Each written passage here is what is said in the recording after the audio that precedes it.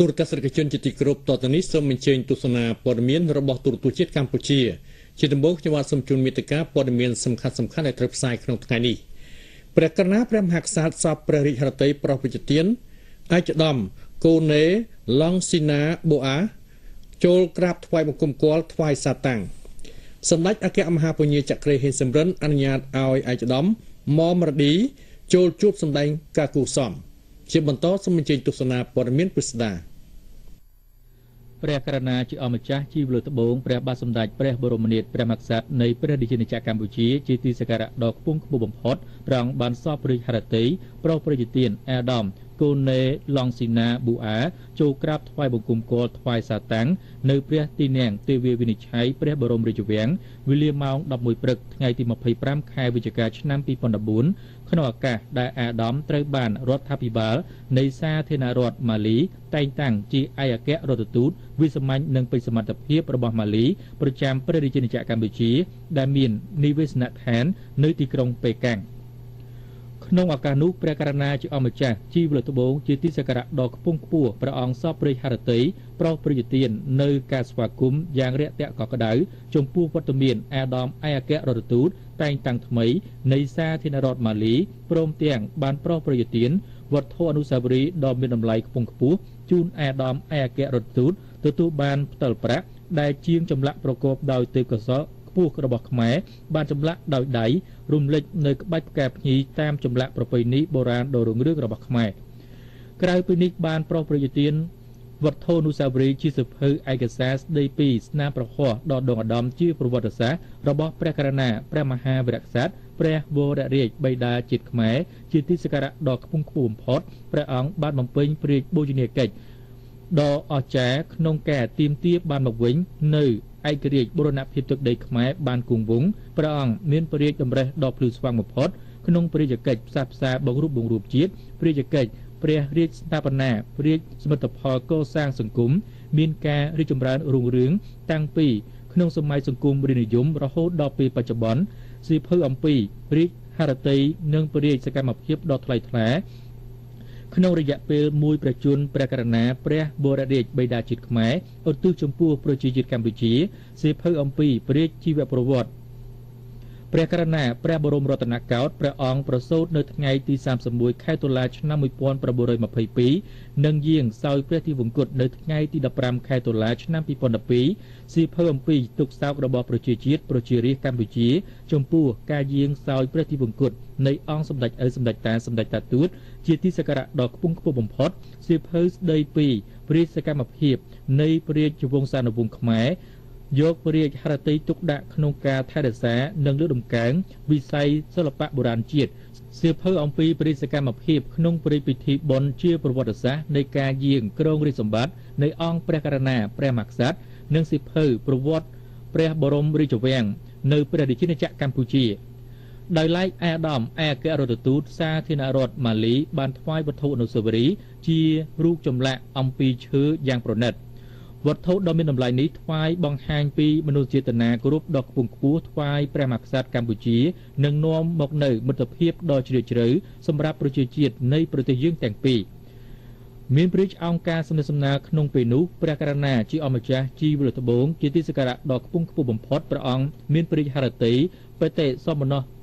ក្រៃលែងសូមទទួលស្វាគមន៍ចំពោះវត្តមានអាដាមឯកអគ្គរដ្ឋទូតនៃសាធារណរដ្ឋម៉ាលីដែលបានអញ្ជើញមកបំពេញភារកិច្ចក្នុងវិស័យការទូតដ៏វិសេសវិសាលនៅព្រះរាជាណាចក្រកម្ពុជាសម្រាប់អាណត្តិថ្មីនេះដើម្បីបន្តការថែរក្សានិងរឹតបន្តឹងចំណងមេត្រីភាពរវាងប្រជាជាតិនៃប្រទេសយើងទាំងពីរកម្ពុជាម៉ាលីឲ្យមានភាពរីកចម្រើនគង់វង្សតទៅអនាគតព្រះករុណាជាអម្ចាស់ជីវលើត្បូងជាទីសក្ការៈដ៏ខ្ពង់ខ្ពស់បំផុតព្រះអង្គសពព្រះរាជហឫទ័យប្រោសព្រះរាជទាននៅការគាំទ្រចំពោះការបំពេញបេសកកម្មការទូតរបស់អាដាមឯកអគ្គរដ្ឋទូតនៃសាធារណរដ្ឋម៉ាលីនៅព្រះរាជាណាចក្រកម្ពុជាព្រះករុណាជាអម្ចាស់ជីវលើត្បូងព្រះអង្គសពព្រះរាជហឫទ័យប្រោសព្រះរាជទាននៅសេចក្តីសង្ឃឹមជឿជាក់យ៉ាងមុតមាំចំពោះសកម្មភាពការងាររបស់អាដាមឯកអគ្គរដ្ឋទូតដ៏ដងឧត្តមនៃសាធារណរដ្ឋម៉ាលីនៅក្នុងអាណត្តិបំពេញបេសកកម្មរបស់អាដាម ទំនាក់ទំនងមិត្តភាពសាមគ្គីភាពនិងកិច្ចសហប្រតិបត្តិការទ្វេភាគីលើគ្រប់វិស័យរវាងប្រទេសយើងទាំងពីរកម្ពុជាម៉ាលីនឹងទទួលបាននូវការរីកចម្រើនរឹងមាំបន្ថែមទៀតអាដាមឯកអគ្គរដ្ឋទូតម៉ាលីបានថ្លែងអំណរព្រះជគុណដ៏ជ្រាលជ្រៅថ្វាយព្រះករុណាជាអម្ចាស់ជីវលត្បូងជាទីសក្ការៈដ៏ខ្ពង់ខ្ពស់បំផុតព្រះអង្គសពរាជហឫទ័យប្រោសប្រយុទាននៅកិត្តិយសដ៏ខ្ពង់ខ្ពស់ចំពោះអាដាមឯកអគ្គរដ្ឋទូតបានចូលក្រាបបង្គំគាល់និងថ្វាយសាតាំងក្នុងឱកាសដ៏ថ្លៃថ្លានេះអាដាមឯកអគ្គរដ្ឋទូតបានពំនាំសេចក្តីគោរពនឹករលឹកនិងថ្វាយព្រះពរជ័យពីប្រធានាធិបតីនៃសាធារណរដ្ឋម៉ាលីថ្វាយព្រះករុណាជាអម្ចាស់ជីវលត្បូងព្រះមក្សត្រនៃព្រះរាជាណាចក្រកម្ពុជាជាទីសក្ការៈដ៏ខ្ពង់ខ្ពស់បំផុតសូមព្រះអង្គបានប្រកបនៅព្រះរាជសុខភាពដ៏ល្អបរិបូរណ៍ព្រះជន្មាយុយឺនយូរជាង100ព្រះវស្សាដើម្បីគង់ប្រថាប់នៅជាម្លប់ដ៏ត្រជាក់ដល់ជ្រុំជាតិជាបងប្អូនកូនចៅរបស់ព្រះអង្គជាររាប់តរៀងទៅអាដាមឯកអគ្គរដ្ឋទូតនៃសាធារណរដ្ឋម៉ាលីបានទូលថ្វាយនៅសេចក្តីបដិញ្ញាចិត្តថានឹងខិតខំយកអស់ពីកម្លាំងកាយចិត្តនិងសមត្ថភាពធ្វើយ៉ាងណាឲ្យទំនាក់ទំនងមិត្តភាពនិងកិច្ចសហប្រតិបត្តិការរវាងប្រទេសយើងទាំងពីរមានការរីកចម្រើនស្និទ្ធស្នាលនិងស្ថិតស្ថេរជានិច្ចនិរន្តរ៍តរៀងទៅព្រះករុណាជាអម្ចាស់ជីវលត្បូងព្រះអង្គសពរាជហឫទ័យប្រោសប្រយុទានពរជូនអាដាមឯកអគ្គរដ្ឋទូតសាធារណរដ្ឋម៉ាលីសូមបានប្រកបនៅសុខភាពល្អនិងទទួលបានជោគជ័យក្នុងការបំពេញបេសកកម្មការទូតដ៏វិសេសវិសាលរបស់អាដាមនៅព្រះរាជាណាចក្រកម្ពុជាតាមរយៈនៃវត្តមានអាដាមឯកអគ្គរដ្ឋទូតព្រះករុណាជាអម្ចាស់ជីវលត្បូងជាទីសក្ការៈដ៏ខ្ពង់ខ្ពស់បំផុតបានប្រោសប្រយុទាននៅព្រះរាជបណ្ដាំសាកសុសតុព្រះរាជហឫទ័យនឹករលឹកជូនថ្នាក់ដឹកនាំម៉ាលីប្រកបដោយមនោសញ្ចេតនាភារៈភាពដ៏ជ្រាលជ្រៅថែមទៀតសម្រាប់ប្រជាជាតិយើងទាំងពីរសម្ដេចអគ្គមហាពញាចក្រីហេងសំរិនអនុញ្ញាតឲ្យឯកឧត្តមមុំរ៉ាឌីចូលជួបសម្ដែងការគួរសមសម្ដេចអគ្គមហាពញាចក្រីហេងសំរិនប្រធានរដ្ឋសភានៃព្រះរាជាណាចក្រកម្ពុជាបានអនុញ្ញាតឲ្យឯកឧត្តមមុំរ៉ាឌីអ្នកតំណាងរាស្ត្រទើបជាប់ឆ្នោតប្រចាំតំបន់18នៃរដ្ឋ Massachusetts សហរដ្ឋអាមេរិកចូលជួបសម្ដែងការគូសមនៅវិមានរដ្ឋសភានៅព្រឹកថ្ងៃទី25ខែវិច្ឆិកាឆ្នាំ2014ឯកឧត្តមកែវពិសិដ្ឋនាយកខុទ្ទកាល័យសម្ដេចអគ្គមហាពញាចក្រីហេងសំរិនមានប្រសាសន៍ប្រាប់អ្នកយកព័ត៌មានថានៅក្នុងជំនួបនោះឯកឧត្តមមុំរ៉ាឌីបានសម្ដែងនៅក្តីសប្បាយរីករាយដែលមានឱកាសបានមកជួបសម្ដែងការគូសមសម្ដេចអគ្គមហាពញាចក្រីហេងសំរិនទន្ទឹមនឹងនេះដែរឯកឧត្តមបានថ្លែងអំណរគុណសម្ដេចអគ្គមហាពញាចក្រីហេងសំរិនក៏ដូចជាថ្នាក់ដឹកនាំកម្ពុជាដែលមានការគាំទ្រចំពោះរូបឯកឧត្តមក្នុងនាមជាអ្នកតំណាងរាស្ត្រនៅរដ្ឋ Massachusetts សហរដ្ឋអាមេរិកឯកឧត្តមសង្ឃឹមថានឹងបានជួយបងប្អូនខ្មែរដែលរស់នៅសហរដ្ឋអាមេរិកហើយនឹងក្លាយជាស្ពានមួយដើម្បីចម្លងរវាងកម្ពុជានិងសហរដ្ឋអាមេរិកសម្ដេចអគ្គមហាពញាចក្រីហេងសំរិនមានប្រសាសន៍ថានេះជាមោទនភាពសម្រាប់ប្រជាជនកម្ពុជាយើងទាំងក្នុងនិងក្រៅប្រទេសដែលឯកឧត្តមមុំរ៉ាឌីដែលជាកូនខ្មែរបានក្លាយទៅជាតំណាងរាស្ត្រនៅរដ្ឋ Massachusetts សហរដ្ឋអាមេរិកសម្ដេចប្រធានរដ្ឋសភាបានលើកឡើងអំពីប្រវត្តិអតីតកាលដែលបានឆ្លងកាត់ភាពល្វីងជូរចត់នៃសង្គ្រាមបែកបាក់ផ្ទៃក្នុងដែលធ្វើឲ្យប្រទេសជាតិខ្ទេចខ្ទាំប្រជាជនមានការនិរាសព្រាត់ប្រាសបាត់បង់អាយុជីវិតរាប់លាននាក់ក្រោយថ្ងៃជ័យជំនះ7មករា1979កម្ពុជាបានរួមគ្នាខិតខំកសាងប្រទេសតាំងពីបាតដៃទទេទម្រាំមានការអភិវឌ្ឍប្រទេសជាតិដោយសពថ្ងៃនេះយើងត្រូវចំណាយពេលវេលាជាង30ឆ្នាំសម្ដេចបានបន្ថែមទៀតថាដោយសារនយោបាយបង្រួបបង្រួមជាតិនយោបាយឈ្នះឈ្នះរបស់រាជរដ្ឋាភិបាលបានធ្វើឲ្យប្រទេសជាតិមានសុខសន្តិភាពស្ថិរភាពនយោបាយពេញលេញដែលទាំងនេះជាឱកាសអាចឲ្យកម្ពុជាឈោងចាប់នៅការអភិវឌ្ឍហើយសពថ្ងៃកំណើនសេដ្ឋកិច្ចប៉ុន្មានឆ្នាំចុងក្រោយមានស្ថិរភាពជាង 7% ជារៀងរាល់ឆ្នាំសម្ដេចបានចែករំលែកនៅអ្វីជាបទពិសោធន៍ក្នុងជីវិតនយោបាយរបស់សម្ដេចហើយសម្ដេចបញ្ជាក់ជូនឯកឧត្តមមុំរ៉ាឌីថាយើងអង្គុយនៅលើទីខ្ពស់ត្រូវសម្លឹងឲ្យបានឆ្ងាយទៅគ្រប់ជ្រុងជ្រោយនៅជុំវិញខ្លួនយើងជាមួយនេះភាពសាមញ្ញជាកត្តាជោគជ័យសម្រាប់នយោបាយ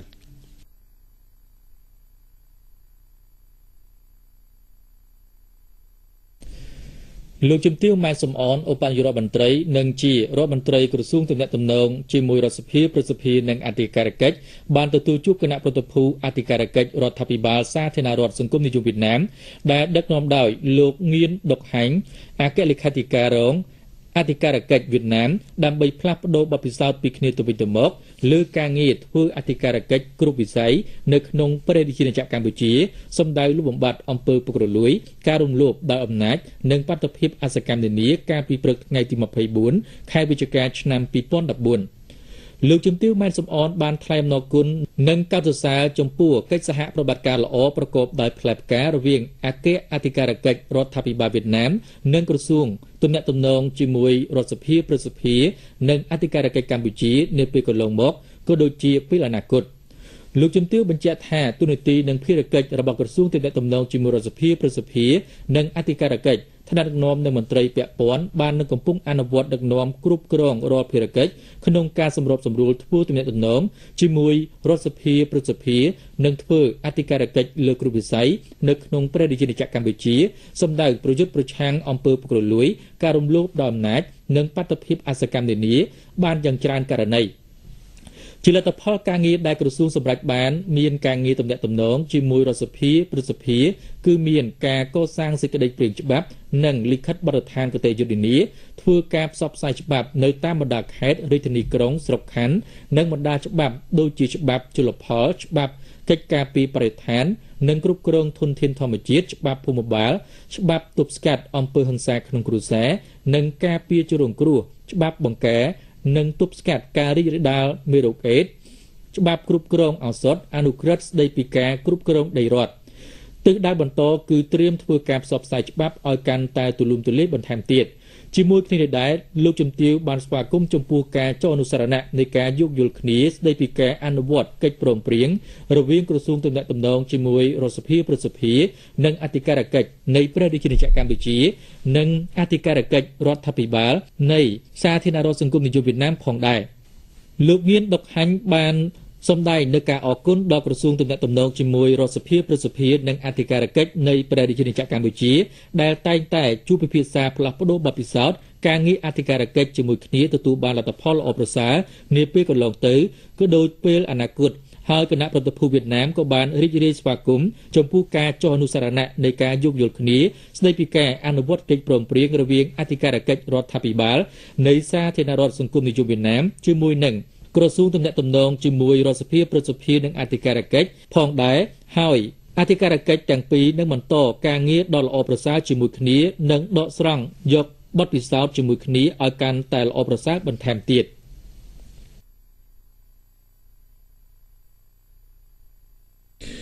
ឯកឧត្តមមិនខិនរដ្ឋមន្ត្រីក្រសួងធម្មការនិងសាសនាបានអញ្ជើញចុះសួរសុខទុក្ខនិងនាំយកអំណោយជាគ្រឿងឧបភោគបរិភោគ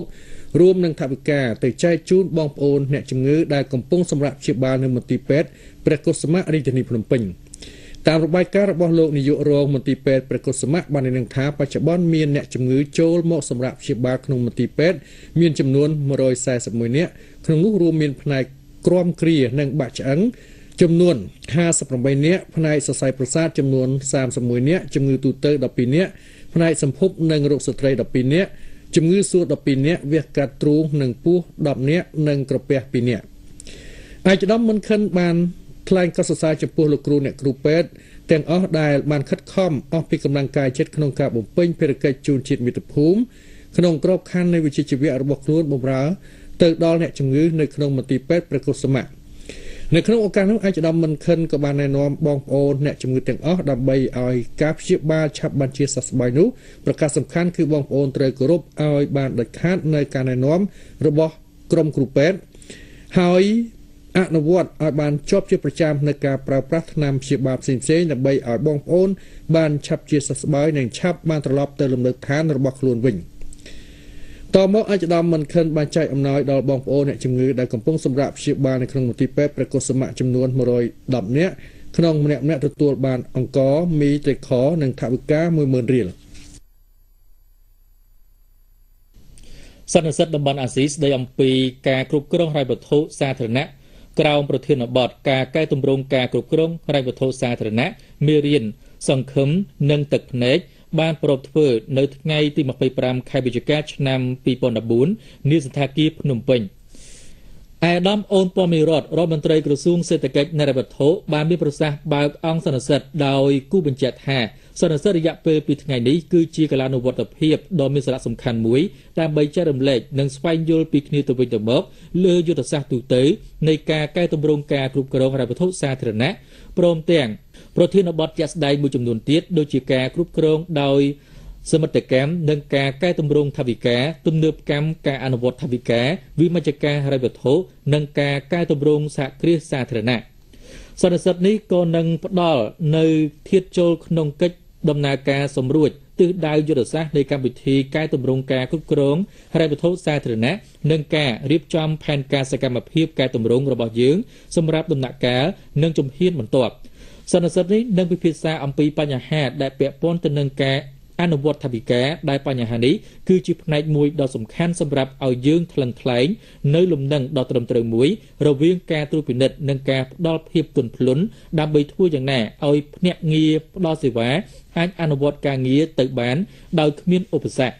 ផ្នែកនេះក៏ពាក់ព័ន្ធផងដែរទៅនឹងការងារវិមជ្ឈការហិរញ្ញវត្ថុដែលជាផ្នែកមួយដ៏មានសារៈសំខាន់សម្រាប់ធានាឲ្យបានថាធនធានទាំងឡាយនឹងត្រូវបានគ្រប់គ្រងដោយពុំមានការខ្ជះខ្ជាយក្នុងគណៈពេលធ្វើប្រតិភូកម្មនិងការធ្វើវិសហមជ្ឈការដល់ថ្នាក់ក្រោមជាតិអាដាមរដ្ឋមន្ត្រីក៏បានថ្លែងអំណរគុណដល់ដៃគូអភិវឌ្ឍទាំងអស់ដែលបានឧបត្ថម្ភគាំទ្រជាហិរញ្ញប្បទាននិងបច្ចេកទេសដល់ការអនុវត្តកម្មវិធីកែតម្រង់ការគ្រប់គ្រងហិរញ្ញវត្ថុសាធារណៈដែលបង្កើតបាននៅដំណើរការនៃការបង្កើនភាពជឿទុកចិត្តបាននៃថវិកាដែលជាមូលដ្ឋានសម្រាប់ឈានទៅរកផ្សារភ្ជាប់ថវិកាទៅនឹងគោលនយោបាយដែលនឹងគ្រប់គ្រងដោយប្រព័ន្ធគណនេយ្យភាពហិរញ្ញវត្ថុដ៏រឹងមាំធ្វើឲ្យស្ថាប័នទាំងមូលមានគណនេយ្យភាពចំពោះការអនុវត្តក្នុងសប្តាហ៍ទី4នៃខែវិច្ឆិកាអាយដាមវេសខុនរដ្ឋលេខាធិការក្រសួងធនធានទឹកនិងឧតុនិយមបានដឹកនាំមន្ត្រីជំនាញចុះពិនិត្យគម្រោងអភិវឌ្ឍធនធានទឹកស្ទឹងស្ទងជំហានទី1ដើម្បីពិនិត្យមើលពីវឌ្ឍនភាពនិងស្ថានភាពនៃការអនុវត្តគម្រោងនេះមានសក្តានុពលជាលក្ខណៈពហុបំណងដែលអាចធ្វើការស្រោចស្រពទៅលើផ្ទៃដីដាំដុះប្រមាណ 30,000 ហិកតា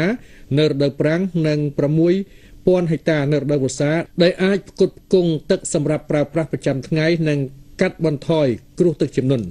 គម្រោងនេះត្រូវបានទទួលកម្ចីឥណទានពីសាធារណរដ្ឋប្រជាមានិតចិននិងត្រូវចំណាយទឹកប្រាក់សរុបអស់ប្រមាណជាង$52 លានអាមេរិកគម្រោងអភិវឌ្ឍធនធានទឹកស្ទឹងស្ទងជំហានទី1បានចាប់ផ្ដើមសាងសង់តាំងពីខែមេសាឆ្នាំ2014និងគ្រោងបញ្ចប់នៅខែមិនិនាឆ្នាំ2017ខាងមុខអាយដាមវេសខុនបានចាប់អារម្មណ៍ខ្ពស់ចំពោះវឌ្ឍនភាពនៃកិច្ចដំណើរការក្នុងការអនុវត្តគម្រោងរបស់ក្រុមហ៊ុន Sino Hydro Corporation Limited ដែលអាចសម្រេចបានការងារតាមផែនការដែលបានគ្រោងទុកតាក់ទងទៅនឹងការគ្រោងប្លង់ថ្មីបន្ថែមនេះអាយដាមវេសខុនបានណែនាំដល់ក្រុមហ៊ុនឲ្យគិតគូរឡើងវិញនៅទំហំស្ពានឆ្លងកាត់សំណង់ទំនប់បង្ហៀដែលមានទទឹងត្រឹម2ម៉ែត្រគួរពង្រីកឲ្យបានយ៉ាងតិច2ម៉ែត្រកន្លះដើម្បីអាចឲ្យគោយន្តឬរថយន្តធុនស្រាលអាចធ្វើដំណើរឆ្លងកាត់បាននៅក្នុងរដូវវស្សានិងគួរជ្រើសរើសប្រភេទថ្មដែលមានទំហំពី7ទឹកដល់1ម៉ែត្រសម្រាប់តម្រៀបនៅផ្នែកខាងក្រោមនៃសំណង់ទំនប់បង្ហៀដើម្បីកាត់បន្ថយនៅកម្លាំងទឹកនិងកាត់បន្ថយនៅការហូរច្រោះផ្នែកខាងក្រោមនៃតួសំណង់អាយដាមវេសខុននិងអ្នករំណាក៏បានចុះត្រួតពិនិត្យមើលស្ថានភាពគម្រោងអភិវឌ្ឍធនធានទឹកជីក្រែងដែលមានទីតាំងស្ថិតនៅស្រុកជីក្រែងខេត្តសៀមរាបដើម្បីធ្វើការជួសជុលនិងស្ដារឡើងវិញនិងបន្ថែមនៅកម្រិតកម្ពស់ទំនប់ដែលមានស្រាប់ដើម្បីបង្កើនបរិមាណទឹកក្នុងអាងនិងពង្រីកលទ្ធភាពស្រោចស្រពនៅក្នុងរដូវប្រាំងគម្រោងនេះមានលទ្ធភាពបម្រើដល់ការដាំដុះដំណាំកសិកម្មប្រមាណ 18,200 ហិកតាក្នុងរដូវវស្សានិង 3,200 ហិកតានៅរដូវប្រាំងអាយដាមវេសខុនបានណែនាំពីគំនូសគ្រោងប្លង់បច្ចេកទេសដល់ក្រុមការងារគណៈកម្មការអន្តរក្រសួង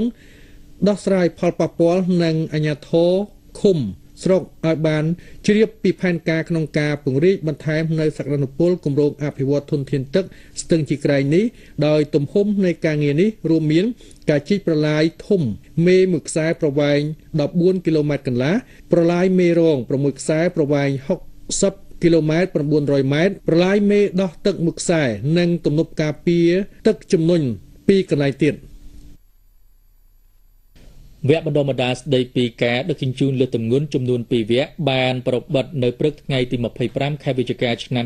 2014ក្រោមអធិបតីភាពអាដាមលឹមស៊ីឌីនីនរដ្ឋលេខាធិការនិងជាតំណាងអាដាមត្រាមីទឹករដ្ឋមន្ត្រីក្រសួងសាធារណការនិងដឹកជញ្ជូន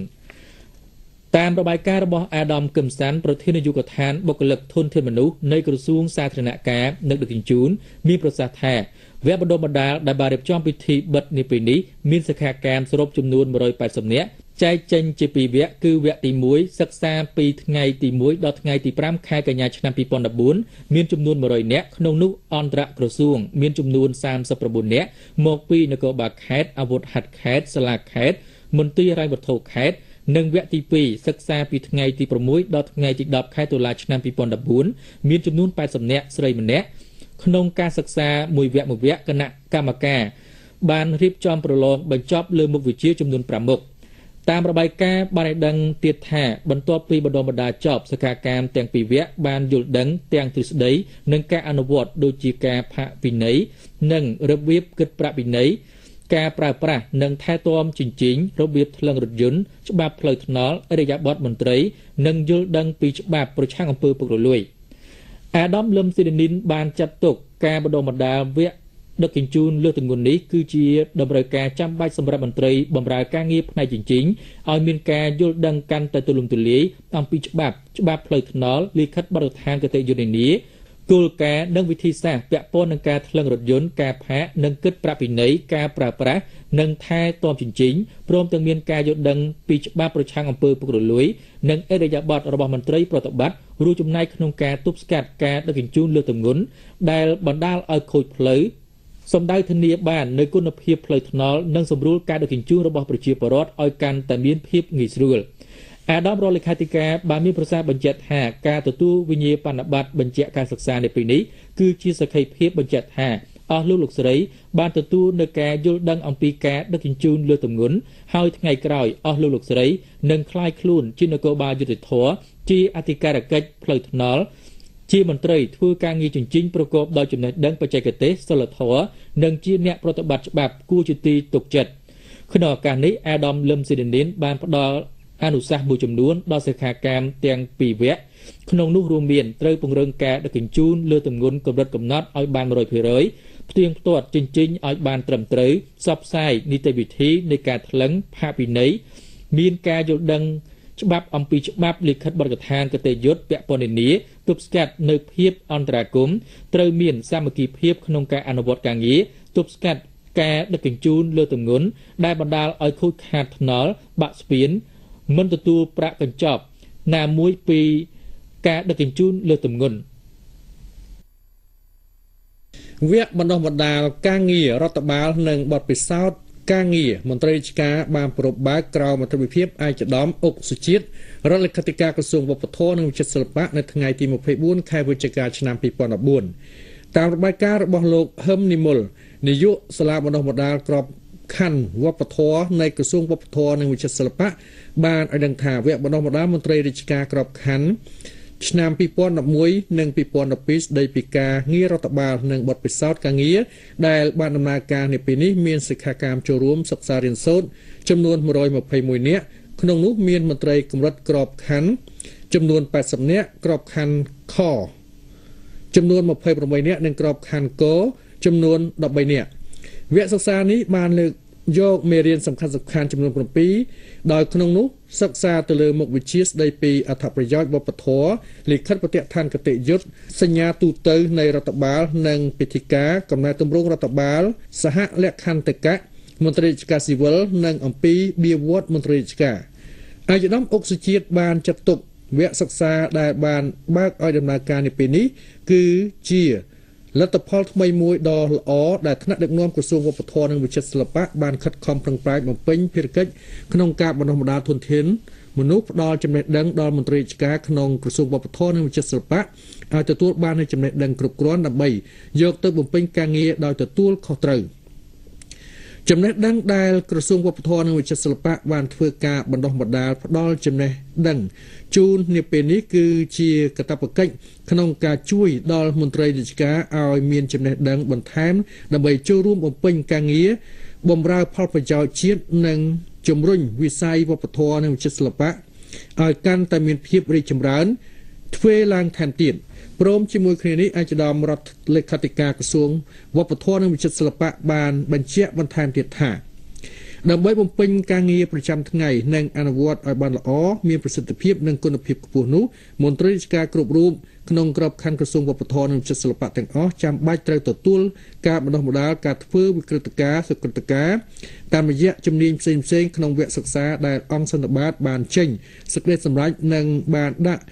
ចុះឲ្យអនុវត្តក្នុងឆ្នាំនីមួយៗព្រោះការបណ្ដុះបណ្ដាលធនធានមនុស្សជាកត្តាចាំបាច់និងចម្បងបំផុតដែលមិនអាចខ្វះបានដូច្នេះមន្ត្រីគ្រប់រូបក្នុងក្រសួងត្រូវមានកាតព្វកិច្ចចាំបាច់ពង្រឹងសមត្ថភាពខ្លួនបន្ថែមទៀតដោយខិតខំសិក្សារៀនសូត្របំពាក់នៅចំណេះដឹងផ្ទាល់ខ្លួនបន្ថែមទៀតដើម្បីក្លាយខ្លួនជាមន្ត្រីដែលមានសមត្ថភាពចេះទទួលខុសត្រូវក្នុងភារកិច្ចដែលក្រសួងផ្ដល់ឲ្យរោងជាងជួសជុលយានយន្តរបស់យុទ្ធភូមិភាគទី3ដែលមានទំហំ10ម៉ែត្រគុណនឹង20ម៉ែត្រធ្វើអំពីដែកប្រក់ស័ង្កសីក្រោមការបន្ថំរបស់អង្គភាពស្នងការបច្ចេកទេសយុទ្ធភូមិភាគទី9នៃកងទ័ពប្រជាជនវៀតណាមបានដំណើរការសាងសង់មកដល់ចុងឆ្នាំ2014នេះសម្រាប់លទ្ធផលជារួមស្មើនឹង 90% ហើយលោករស្មីឯកហាតុនគុណប្រធានស្នងការបច្ចេកទេសយុទ្ធភូមិភាគទី9រួមនឹងសហការីក្នុងឱកាសអញ្ជើញពិភាក្សាការងារជាមួយអាដាមស្នេហ៍តូង៉ែតហ៊ូនមេបញ្ជាការរងយុទ្ធភូមិភាគទី3គូសន្ទនាបានជំរុញការសាងសង់យានដ្ឋាននេះរួមទាំងគ្រឿងបំពាក់សម្ភារៈជួសជុលគ្រប់ប្រភេទឲ្យបានចប់ជាស្ថាពរមុនបំណាច់ឆ្នាំ2014នេះជាមួយនឹងកិច្ចពិភាក្សាខាងលើនេះលោករស្មីឯកហាតុនគុណក្នុងនាមប្រធានប្រតិភូស្នងការបច្ចេកទេសយុទ្ធភូមិភាគទី9នៃកងទ័ពប្រជាជនវៀតណាមដោយពំនាំនៅក្តីនឹករលឹកនិងប្រសាសន៍សាកសួរសុខទុក្ខពីសំណាក់ថ្នាក់ដឹកនាំយុទ្ធភូមិភាគទី9ចំពោះអាដាមមេបញ្ជាការរងនិងនាយទាហានពលទាហានព្រមទាំងក្រុមគ្រួសារយោធិននៅទូទាំងយុទ្ធភូមិភាគទី3ក្នុងន័យជាបងប្អូនភូមិផងរបងជាមួយគ្នាអាដាមស្នេហ៍តូង៉ែតហ៊ូនក្នុងនាមអាដាមមេបញ្ជាការយុទ្ធភូមិភាគទី3បានថ្លែងអំណរគុណយ៉ាងជ្រាលជ្រៅចំពោះសន្តានចិត្តដ៏ប្រពៃរបស់កងទ័ពប្រជាជនវៀតណាមជាពិសេសយុទ្ធភូមិភាគទី9ដែលបានជួយបឋមទាំងស្មារតីថវិកានិងសម្ភារៈជូនដល់អង្គភាពភូមិភាគទី3ដើម្បីជួយអភិវឌ្ឍអង្គភាពយុទ្ធភូមិភាគទី3ឲ្យបានកាន់តែប្រសើរឡើងជាស្ដែងនៅថ្ងៃទី23ខែវិច្ឆិកាឆ្នាំ2014អង្គភាពយុទ្ធភូមិភាគទី4តាមរយៈលោករស្មីឯកហាតុនគុណប្រធានស្នងការបច្ចេកទេសបាននាំនៅសម្ភារៈគ្រឿងបំពាក់រោងជាងគ្រប់ប្រភេទចំនួន59មុខគិតជាទឹកប្រាក់ស្មើនឹង$30,000សហរដ្ឋអាមេរិកនិងថវិកាសាងសង់យានដ្ឋានជួសជុលស្មើនឹង$30,000អាមេរិកសរុបទឹកប្រាក់ទាំងការសាងសង់និងគ្រឿងបំពាក់ចំនួន$60,000អាមេរិកនិងបានធ្វើពិធីចុះលេខាផ្ទេរប្រគល់សម្ភារៈថវិកាសម្រាប់ការទូទាត់បញ្ចប់នៃការសាងសង់ផងដែរនៅសន្តាគារ Century ខេត្តពោធិ៍សាត់មានបើកសិក្ខាសាលាស្ដីពីការវិយតម្លៃការត្រួតពិនិត្យដើម្បីបង្ការនិងទប់ស្កាត់ជំងឺសត្វជាពិសេសជំងឺផ្ដាសាយបក្សីក្រោមមន្ត្រីវិភាគឯកឧត្តមកៅផលប្រធាននាយកដ្ឋានផលិតកម្មបសុព្យាបាលដោយមានការអញ្ជើញចូលរួមពីប្រធានអនុប្រធានបសុពេទ្យខេត្តទាំង25រាជធានីខេត្តតាមរបាយការណ៍បានឲ្យដឹងថាទូទាំងខេត្តពោធិ៍សាត់ការបង្កបង្កើនផលស្រូវអនុវត្តបានចំនួន111,606 ហិកតាស្មើនឹង 111% ក្នុងនោះខូចខាតអស់ 3,018 ហិកតាដោយសារគ្រោះទឹកជំនន់និងរាំងស្ងួតផលស្រូវនាំចេញបានចំនួនប្រមាណ 85,700 តោនក្នុងតម្លៃ 930 រៀលដល់ 1,050 រៀលស្ថិតិគោក្របីសរុបចំនួន 138,304 ក្បាលក្នុងនោះក្របីមានចំនួន 64,785 ក្បាលនិងមាន់ទាមានចំនួន 983,000 ក្បាលចំពោះស្ថានភាពជំងឺសត្វពុំមានបញ្ហាអ្វីគួរឲ្យចាប់អារម្មណ៍នោះទេ អាយចំកៅផលបានកសសាចំពោះមន្ត្រីបសុពេទ្យរាជធានីខេត្តបានយកចិត្តទុកដាក់ក្នុងការទប់ស្កាត់ជំងឺឆ្លងសត្វជាពិសេសបានអនុវត្តវិធានជីវសុវត្ថិភាពបានល្អប្រសើរទើបធ្វើឲ្យស្ថានភាពជំងឺសត្វមានសភាពស្ងប់ស្ងាត់អាយចំបានក្រាបរំលឹកដល់មន្ត្រីបសុពេទ្យគ្រប់ខេត្តរាជធានីត្រូវបង្កើនការប្រុងប្រយ័ត្នខ្ពស់នារដូវខាងមុខមានការផ្លាស់ប្ដូរអាកាសធាតុវាជាកត្តាមួយអាចមានផ្ទុះកើតឡើងវិញជំងឺផ្ដាសាយបាសីត្រូវធ្វើការតាមដានពីសុខភាពសត្វចាប់ផ្ដើមពីកសិដ្ឋានឬកន្លែងចិញ្ចឹមធានាបាននៅសន្តិសុខសុវត្ថិភាពស្បៀងអាហារចំពោះការធ្វើចរាចរណ៍សត្វត្រូវធានាឲ្យបានថាសត្វមានសុខភាពល្អប្រសើរមុនចេញដំណើរមានការត្រួតពិនិត្យលិខិតបទដ្ឋានបច្ចេកទេសនិងធ្វើការបាញ់ថ្នាំរងាប់មេរោគលើរាល់យានយន្តដឹកជញ្ជូន